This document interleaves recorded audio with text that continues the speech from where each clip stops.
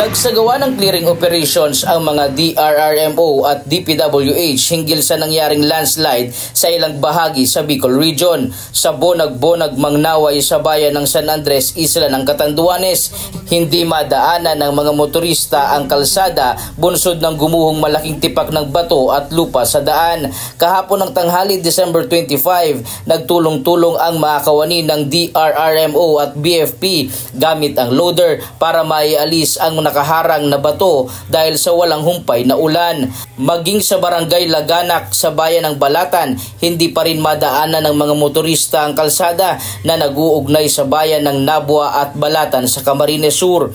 Pinapayuhan ang mga residente na manatili na lang muna sa kani-kanilang tahanan dahil sa insidente. Naputol din ang ginagawang detour sa lugar. Agad na naglagay ng mga tauhan ng PNP para umasiste at magbigay ng babala sa mga motoristang magtatangkang dumaan doon. Ilang lugar naman sa Camarines Norte ang nakaranas ng pagbaha gaya ng Barangay San Pascual sa Basud.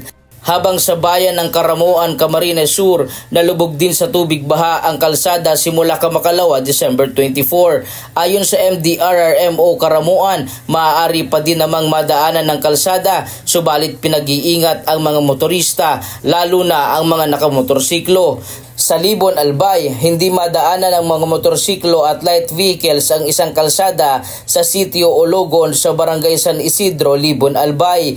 Inabot din ng tubig baha ang loob ng bahay ng ilang mga residente sa AM's Barrio sa Legazpi City.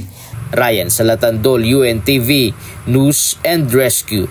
Diyos ang aming sandigan, serbisyo publiko ang aming pinahahalagahan.